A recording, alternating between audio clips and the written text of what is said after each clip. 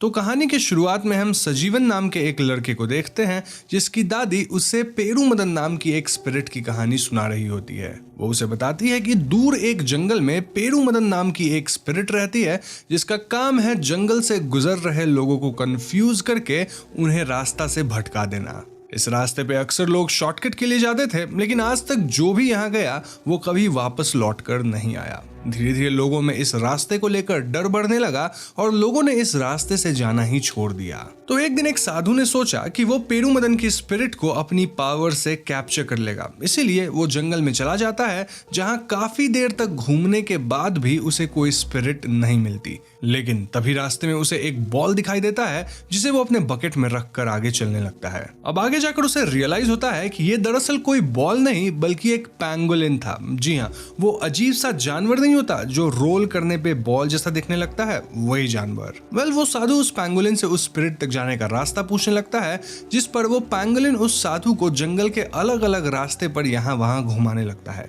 लेकिन फिर भी साधु पेरू मदन को नहीं ढूंढ पाता। दरअसल वो पैंगोलिन ही पेरू मदन की स्पिरिट थी जो कि जानबूझकर उस साधु को बार बार उस जंगल में स्पाइरल पाथ पे घुमाए जा रही थी। ऐसा कहा जाता है कि वो साधु उसी जंगल में खो गया और आज भी भटक रहा है। अब यहाँ से कहानी शिफ्ट होकर दो पुलिस ऑफिसर्स पे आती है जहां वो दोनों जॉय नाम के एक चोर को ढूंढ रहे थे। वो दोनों उसे ढूंढने चुरुली नामक एक जगह पर जा रहे थे और वहां जाने से पहले वो दोनों अपना नाम चेंज कर लेते हैं, जहां सीनियर ऑफिसर अपना नाम एंथनी रख लेता है और जूनियर ऑफिसर अपना नाम सजीवन रख लेता है। वो दोनों अपना वेशभूषा बदलकर चुरुली जा रहे थे और बीच रास्ते में एक ढाबे पर उतरकर लंच करते हैं जहां वो दोनों अपने आप को लेबर की तरह प्रेजेंट कर रहे थे। वो ऐसा दिखा रहे थे कि वो शहर से यहाँ काम करने आए हैं। इसी बीच हम देखते हैं कि यहाँ ढाबे पर एक आदमी न्यूज पढ़ रहा होता है कि अमेरिका में एलियंस ने एक आदमी को किडनैप कर लिया है। खैर, लंच करने के बाद वो दोनों ऑफिसर यहाँ से चुरुली के लिए निकल पड़ते हैं, जहाँ रास्ते में उन्हें एक गाड़ी वाला दिखाई देता है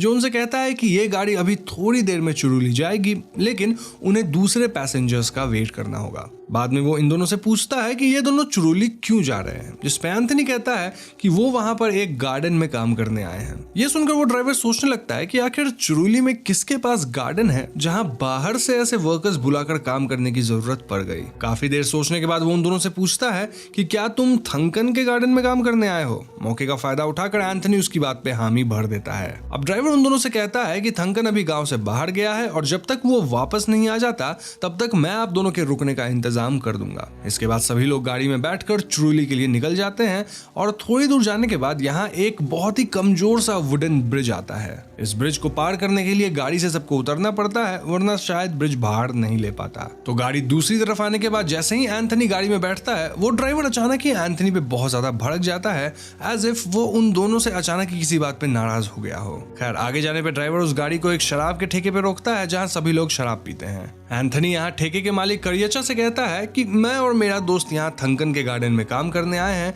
लेकिन थंकन बाहर गया है, तो क्या हम आपके साथ यहाँ कुछ दिन रह सकते हैं, और जब तक थंकन यहाँ आ नहीं जाता तब तक हम दोनों आपकी मदद करेंगे। इस बात के लिए करियचा तैयार हो जाता है और वो ड्राइवर बाकी सवारियों को लेकर अपने साथ यहाँ से चला जाता है। तो ये दोनों पुलिस ऑफिसर्स ठेके पे आने वाले हर आदमी की एक्टिविटी पे नजर रखने लगते हैं ताकि वो जॉय का पता लगा सके। कुछ देर बाद इस ठेके पे मरीचा नाम का एक आदमी आता है, जिसके आने के बाद सभी लोग एकदम से चुप हो जाते हैं। एंथनी करियचा से पूछता है कि सभी लोग मरीचा को देखकर इग्नोर क्यों कर रहे हैं। करियचा उन्हें बताता है कि मरीचा ने कुछ समय पहले गांव के ही एक आदमी के खिलाफ पुलिस में गवाही दे दी थी, जिसके बाद से ही लोगों ने उसे इग्नोर करना शुरू कर दिया है। खैर, रात तक वो दोनों ऑफिसर्स ठेके का सारा काम खत्म करके सो जाते हैं, लेकिन उसी रात अचानक सजीवन उस ठेके से बाहर जाता है जहां उसे दो एलियन जैसे लोग दिखाई देते हैं। लेकिन अचानक ही सजीवन की आंख खुल जाती है और उसे रियलाइज होता है कि उसने ये सब सपने में देखा था। उठने के बाद वो सच में ठेके से बाहर जाता है जहां उसे अपने सामने एक लाइट दिखाई देती है। नाउ अगली सुबह हम देखते हैं कि सजीवन करियचा के साथ काफी घुल मिल चुका है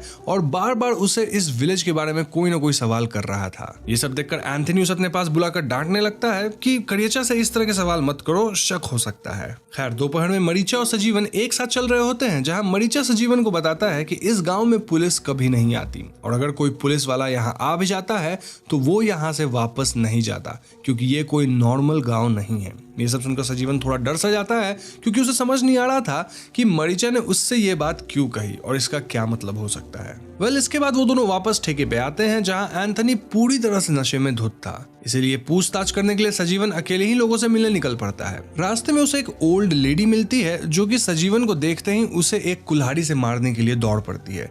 सजीवन भागते हुए वापस ठेके पे आ जाता है जहां एंथनी उसे गांव में अकेले घूमने के लिए डांटता है। अब सजीवन आज सुबह से ही अजीब बातें सुन रहा था, अजीब इंसिडेंट्स देख रहा था और इसी वजह से वो काफी घबरा गया था। और वो एंथनी को बताता है कि यहाँ सभी लोग क्रिमिनल्स हैं और यहाँ पे हर किसी इंसान के दो नाम है और सबका ही बिहेवियर बहुत अजीब सा है। खैर रात को कड़ियच्चा सजीवन से कहता है कि उसे 2 दिन के लिए इस ठेके को बंद करना होगा क्योंकि उसने चर्च में लोगों के लिए प्रेयर और खाने पीने का इंतजाम किया है। ये सुनकर एंथनी और सजीवन सोचने लगते हैं कि इस जंगल में लोगों के घर तक तो दिखाई नहीं दे रहे हैं, तो आखिर ये चर्च कहाँ होगा। लेकिन अगले ही दिन वो देखते हैं कि कड़ियच्चा ने अपने ही ठेके को साफ सुथरा करके उसे चर्च बना रखा था। इसके बाद वो एक फादर को यहाँ बुलाता है जो कि प्रेयर करते हैं और इसके बाद सभी लोग इस प्रेयर का पार्ट बन जाते हैं। थोड़ी देर बाद यहाँ खाना पीना शुरू हो जाता है एंड सजीवन एंथनी यहाँ लोगों से बात करने लगते हैं, उनका नाम पूछने लगते हैं वगैरह वगैरह, ताकि उन्हें यहाँ जॉय के बारे में कोई इन्फॉर्मेशन मिल सके। खैर तो अगले दिन जब वो दोनों ऑफिसर्स जंगल में घूम रहे होते हैं तब उन्हें एक शिकारी मिलता है और एंथोनी उसके साथ शिकार पे निकल जाता है। यहाँ सजीवन ठेके पे वापस आ जाता है जहाँ पूरी रात बीत जाने पर भी एंथनी वापस नहीं लौटता। इसलिए सजीवन अगली सुबह उसे ढूंढने जंगल निकल पड़ता है जहां उसे एक घर दिखाई देता है और जब वो उस घर के अंदर झांकता है तो उसे अपने अंदर अजीब सी हलचल महसूस होती है। वो अपने सामने ऐसे एलियन टेक्नोलॉजी और मटेरियल्स को एक्सपीरियंस करता है जिसके बारे में वो खुद को भी एक्सप्लेनेशन नहीं दे पा रहा था। उसे बस एक ही चीज महसूस हो रहा था और वो था डर। मीनवाइल एंथनी और वो शिकारी ठेके पे वापस आ जाते हैं और यहाँ वो शिकारी एंथनी को बहुत उल्टा सीधा सुनाता है और कहता है कि तुम आदमी बहुत ही मनहूस हो, तुम्हारी वजह से मैं पूरी रात जंगल में घूमता रहा लेकिन मुझे कोई शिकार मिला ही नहीं। तो यहाँ से सीन शिफ्ट होकर अगले रात पे आती है जहाँ हम केरला और कर्नाटक के बॉर्डर पे एक कल्चरल फेस्टिवल देखते हैं जहाँ चुरुली के लोग भी हिस्सा लेते हैं। इस रिचुअल में 2 लोग आमने सामने बैठकर एक दूसरे को थप्पड़ मार रहे होते हैं जहां अन्ना नाम का आदमी एक एक करके सभी लोगों को इस रिचुअल में हरा रहा था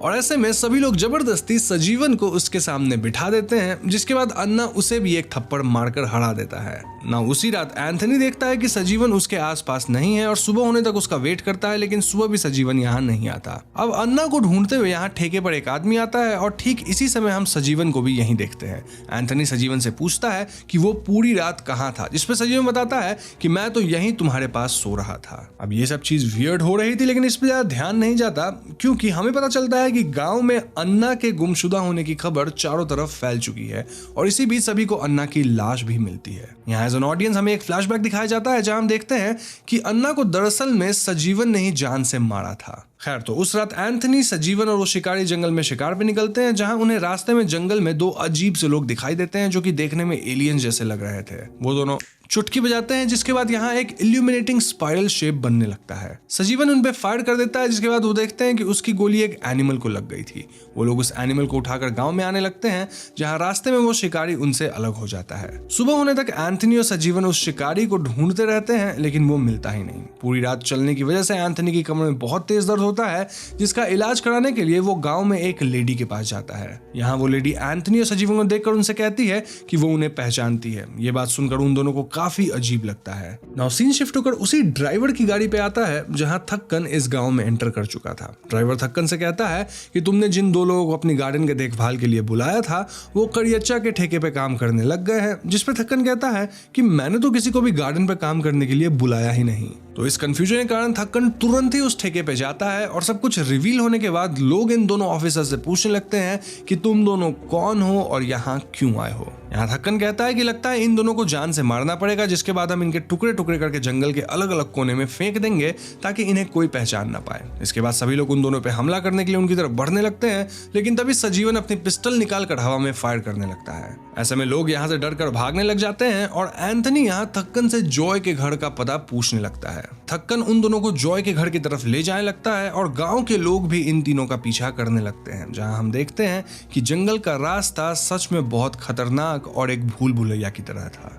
थोड़ी देर में वो लोग जॉय के घर पहुंच जाते हैं, जहां वो देखते हैं कि जॉय पैरालाइज्ड अपने बेड पे पड़ा हुआ था। वो सिर्फ बोल पा रहा था और उसके अलावा वो अपने शरीर का कोई भी हिस्सा मूव नहीं कर पा रहा था। सजीवन जॉय से कहता है कि हम दोनों तुम्हें गिरफ्तार करने आए हैं। ये बात सुनकर गांव के सभी लोग हंसने लगते हैं और कहते हैं कि क्या तुम्हें सच में ऐसा लगता है कि तुम इसे यहाँ से ले जा सकते हो? जॉय कहता है कि अगर आपको लगता है कि आप मुझे यहाँ से ले जा सकते हो तो मैं आपके साथ चलने के लिए तैयार हूँ। तो नेक्स्ट मॉर्निंग वो लोग जॉय को जीप में बिठाकर जंगल से शहर की तरफ निकल पड़ते हैं, लेकिन आगे जाकर वो लोग रास्ता भूल जाते हैं। जॉय उनसे कहता है कि मैं रास्ता बताने में तुम्हारी मदद कर सकता हूँ। वो उन दोनों को यहाँ से वहां घुमाता रहता है और इसी बीच उन्हें एक कहानी भी सुनाता है, जहां वो बताता है कि एक बार 2 पुलिस ऑफिसर्स एक गांव में जॉय नाम के एक चोर को पकड़ने आते हैं और पूरे गांव के लोग उनके सामने ऐसे एक्ट करते हैं एज इफ वो उन दोनों को जानते ही नहीं है। जॉय की ये कहानी सुनकर एंथनी उसे बीच में ही रोक देता है, जिसके बाद जॉय हंसने लगता है और उनसे कहता है कि क्या होगा अगर अभी के अभी मेरा शरीर ठीक हो जाए और मैं तुम्हारी कैद से आजाद हो जाऊं।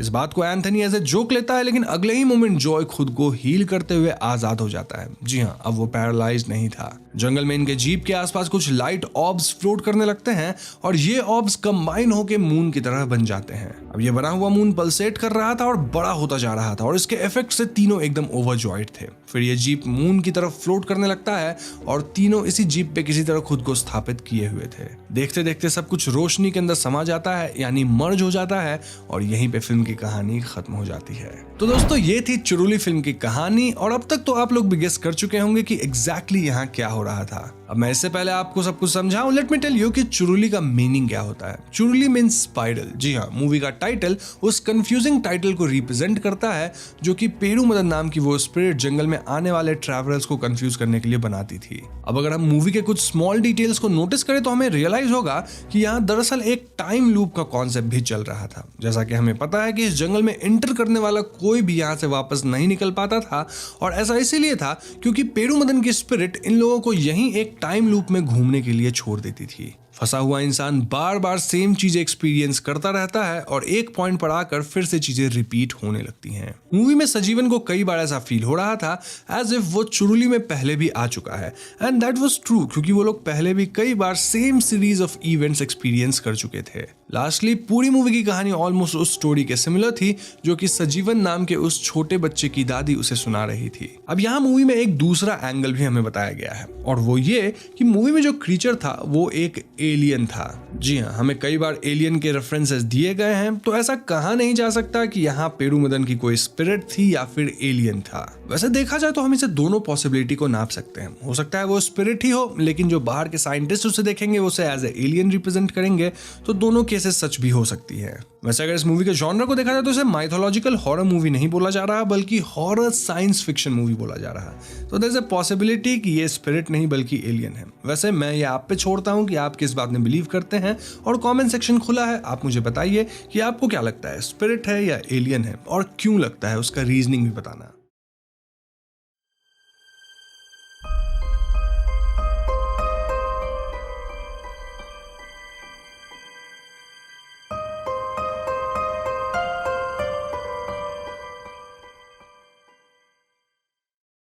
तो फिल्म की कहानी 1964 में शुरू होती है, जहां हम एक इंसान को चोरी छुपे एक सुनसान हवेली में घुसते देखते हैं। वो जैसे ही अंदर जाता है उसे व्हाइट साड़ी में एक भूतनी कुएं के पास दिखती है। इस भूतनी को देख वो बहुत ज्यादा डर जाता है और यहाँ से भाग निकलता है। अब अगले सीन में कहानी कुछ दिनों बाद की दिखाई जाती है, जहाँ बशीर नामक एक नौजवान साहित्यकार पहली सीन वाले हवेली के पास आता है। क्यों? क्योंकि उसने इस हवेली को 2 महीने के लिए रेंट पे लिया था। अब वो जैसे ही गेट के बाहर रुकता है, रिक्शा वाला उसका सामान अंदर ले जाने से मना कर देता है। ये जानकर वो अपना सामान खुद ही उठाकर अंदर चला जाता है। गेट के अंदर उसे एक कुआं दिखता है जिसमें वो झांकता है और पत्थर ड्रॉप करता है। इसके बाद वो पूरे घर को घूम के एक्सप्लोर करने लगता है और यहाँ उसे एक कमरा बंद भी मिलता है। पूरे घर में बहुत ज्यादा धूल थी, डिपिक्टिंग की घर में शायद काफी समय से कोई नहीं रह रहा है। अब जब बशीर घर को एक्सप्लोर कर रहा होता है, तब गाँव के कुछ लोग बाहर से ये सब बहुत ही डरी हुई निगाहों से देख रहे थे। एनीवेज, बशीर यहाँ खुद के सोने का एक कमरा चुनता है है और कमरे को सेट करने में लग जाता है। कमरा सेट करने के बाद बशीर गांव में पोस्ट मास्टर से मिलकर उन्हें बताता है कि अगर उसके नाम की कोई खत आती है तो पोस्ट मास्टर वो खत उसके घर भिजवा दे। लेकिन जैसे ही बशीर पोस्ट मास्टर को बताता है कि वो भार्गवी नीलायम मैंशन में मूव हुआ है तो पोस्ट मास्टर के चेहरे का रंग ही उड़ गया था।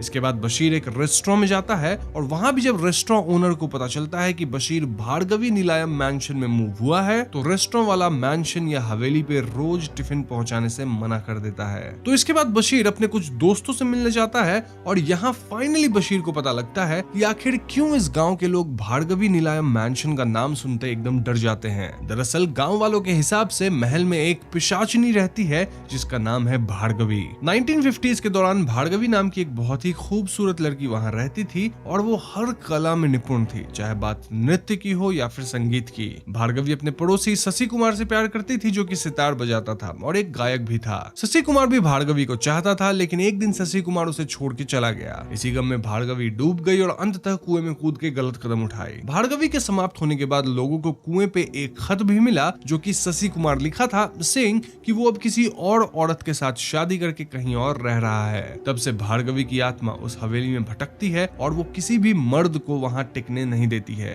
हाल यह है कि लोग दिन में भी हवेली के अंदर जाना नहीं चाहते हैं। तो ये सब जानने के बाद बशीर वापस हवेली आता है और वो कुएं में झांक कर बातें करने लगता है। मतलब ऐसे बातें कर रहा था एज इफ वो भार्गवी से ही बात कर रहा हो। बशीर पहले तो सुबह कुएं में पत्थर फेंकने के लिए सॉरी कहता है, देन ये भी कहता है कि उसे भार्गवी की कहानी सुन के काफी दुख हुआ। देन बशीर एड्स कि वो 2 महीने के लिए इस जगह को रेंट किया है जिसमें उसके सारे पैसे लग गए हैं, तो उसके पास रहने का कोई और ठिकाना नहीं है, इसलिए भार्गवी उसे यहाँ रहने दे क्योंकि वो भी भार्गवी की तरह ही अकेला है। बशीर ये तक कहता है कि अगर भार्गवी की कहानी सच्ची है और वो सच में शशि कुमार से प्यार करी थी तो वो बशीर के सिचुएशन को भी समझेगी और उसे परेशान नहीं करेगी। इन बातों के बीच बशीर को अलग अलग जानवर कंपाउंड में दिखते हैं, लाइक कुत्ता, बिल्ली, चूहा और हम भी उसको तो एक सांप भी दिखता है। खैर ये सब कह के बशीर अंदर जाता है, सॉन्ग्स बजाता है, देन कुएं के पास आके नहाने लगता है। वो भार्गवी को फिर से एड्रेस करके कहता है कि भार्गवी को गलत कदम नहीं उठाना चाहिए था क्योंकि अगर भार्गवी वेट करती तो शायद उसे कोई ऐसा मिल जाता जो कि उससे बहुत ज्यादा प्यार करता। इस मोमेंट पे हम भी देख पाते हैं कि कुएं की दूसरी तरफ भार्गवी की घोस्ट व्हाइट कपड़े में बैठकर ये सब सुन रही होती है। अब नहाने के बाद बशीर भार्गवी को एड्रेस करके गुड नाइट बोल के सो जाता है।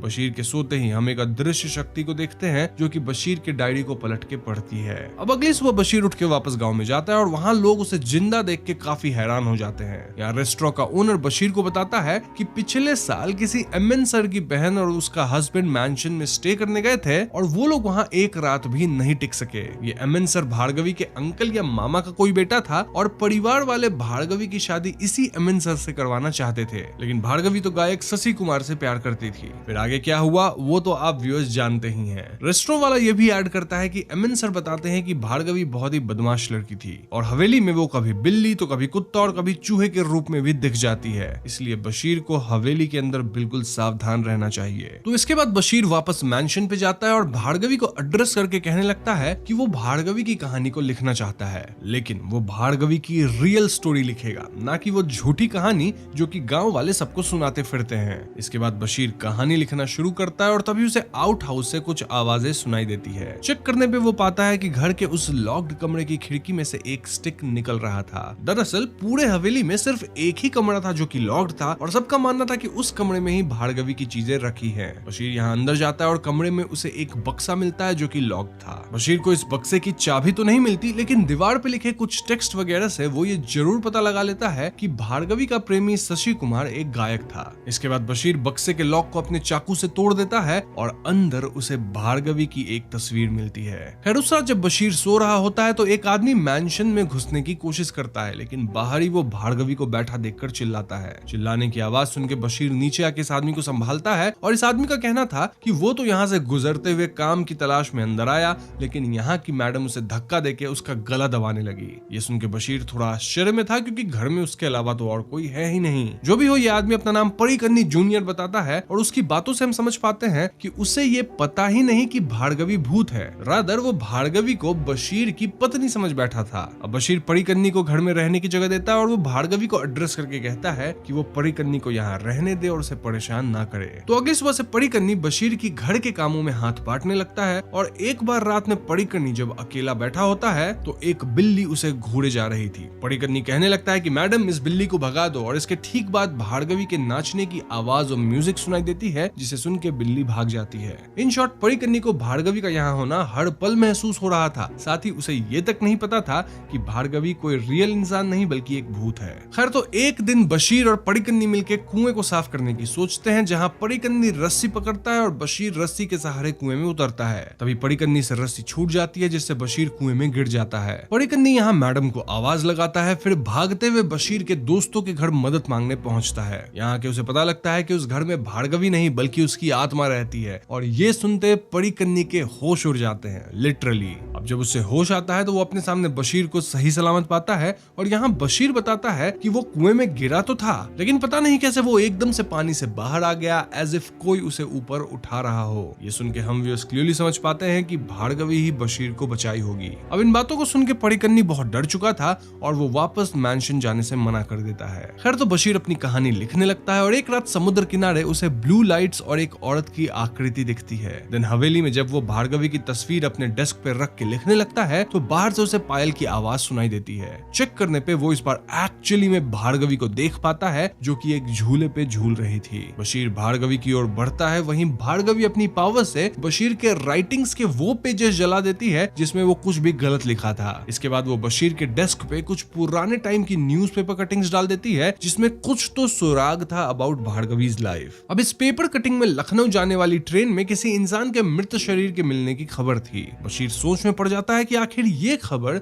भार्गवी से कैसे रिलेटेड हो सकती है, और तभी वहाँ बशीर को एक लेटर भी मिलता है। ये लेटर कोई नानू कुट्टन नाम का आदमी भार्गवी को लिखा था, जहाँ वो भार्गवी से अपने बेइंतहा प्यार का इजहार कर रहा था। साथ ही वो पूछ रहा था कि भार्गवी उसे प्यार क्यों नहीं करती। उस लेटर में ये भी लिखा था कि भार्गवी को पाने के लिए नानू कुट्टन किसी भी हद तक चला जाएगा। तो ये सब पढ़ने के बाद अगले दिन बशीर अपने दोस्तों से नानू कुट्टन के बारे में पूछता है। वो बताते हैं कि नानू कुट्टन एक बहुत ही घटिया आदमी था, मतलब अभी भी एग्जिस्ट करता है, और वो ऐसा आदमी जो कि होता है ना, थोड़ा सनकी टाइप का, ऑब्सेसिव नेचर होता है। इनफैक्ट वो तो काला जादू और गलत काम में भी इन्वॉल्व रहता है। ये पता लगने के बाद बशीर गांव के कई लोगों से मिलकर बात करता है जो कि भार्गवी को जानते थे, लाइक भार्गवी के घर के नौकर पापू से, दोनों उसके फ्रेंड सुमा और लता से। और इन लोगों से बात करके बशीर को काफी कुछ पता लगता है। लाइक भार्गवी के समाप्त होने के अगले दिन लेटर वेल के पास नहीं बल्कि उसके नौकर पापू को मिला था। ये सुनते बशीर लेटर को देखने की बात करता है, जिसपे भार्गवी की मां बताती है कि नानू कुट्टन ने उसी दिन लेटर ले लिया था। ये सब सुन के बशीर को समझ आने लग गया था कि यहाँ असली खेल क्या होगा, और इसके बारे में मैं आपको वीडियो में आगे बताऊंगा ही।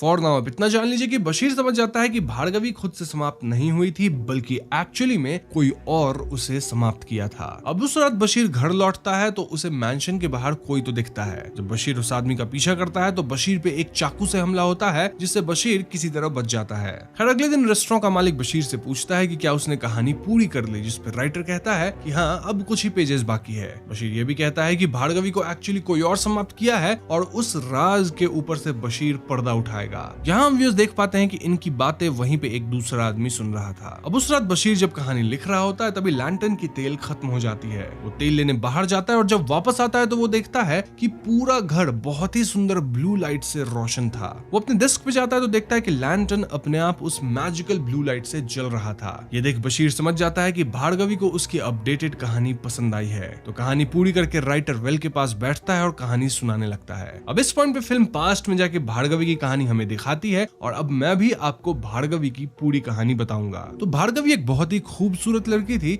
जो कि संगीत और नृत्य में निपुण थी। भार्गवी के मैंशन के बगल में शशि कुमार रहता था जो कि सितार बजाता था, और वो भी गायक था। शशि कुमार सितार बजाता और भार्गवी उस ट्यून पे अपने कमरे में नाचा करती थी। एक दिन भार्गवी अपनी दो दोस्त लता और सुमा के साथ शशि कुमार के घर जाती है, जहाँ वो शशि कुमार को उनके कॉलेज फंक्शन में हेल्प करने को कहती है रिगार्डिंग म्यूजिक। शशि कुमार इसके लिए राजी हो जाता है, और हम व्यूअर्स क्लियरली देख पाते हैं कि भार्गवी और शशि कुमार एक दूसरे को पसंद करने लग गए थे। फंक्शन के बाद इनके बीच और भी नजदीकियां बढ़ने लगती हैं, और आगे दोनों कई बार मिलते हैं, एंड इट वाज क्लियर कि इनके बीच बेइंतहा मोहब्बत थी।